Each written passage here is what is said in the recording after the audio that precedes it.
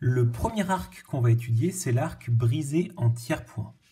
Donc la consigne déjà, c'est placer sur votre cahier 2 points A et B. Donc ça, il faut imaginer que ça va être les deux extrémités de notre obstacle, par exemple de la rivière. Et on va vouloir trouver un moyen d'enjamber cette rivière. Donc, effectuez le protocole de construction suivant. Tracez le segment AB. Donc jusque-là, normalement, vous ne devez pas avoir eu trop de difficultés, j'espère.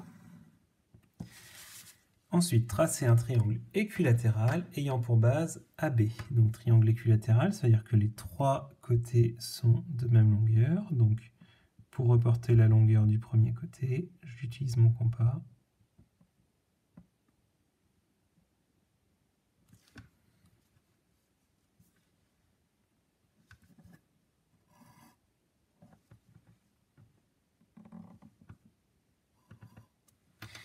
Et ce qui me donne donc le troisième point du triangle.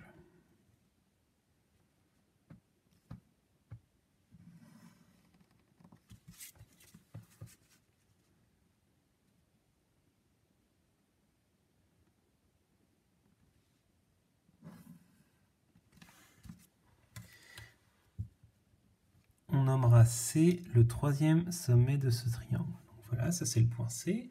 Ensuite, tracez l'arc de cercle de centre A. Donc si c'est le centre A, ça veut dire que je pique sur le point A, puisque je pique toujours au centre. Et situé entre B et C. Donc je pars du point B et je vais jusqu'en C. Ok.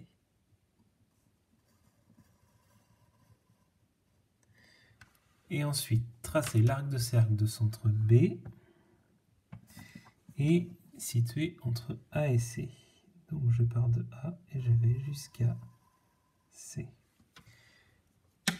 Donc là, la construction est terminée. Ce que je vais faire ici, histoire qu'on comprenne bien de quoi est-ce qu'il s'agit, je vais le repasser avec un feutre un petit peu épais. Alors c'est pas très précis, hein, ça. C'est vraiment parce qu'on est entre nous, mais ce genre de truc, c'est vraiment à éviter sur une copie de contrôle. Donc ça nous donne notre arc. Histoire qu'on comprenne bien, c'est-à-dire que le pont, les pierres du pont,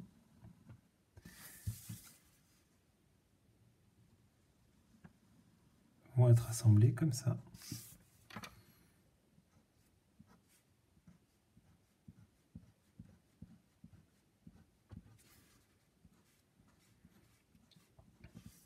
Alors, clairement, ce n'est pas une technique qui est très intéressante pour un pont.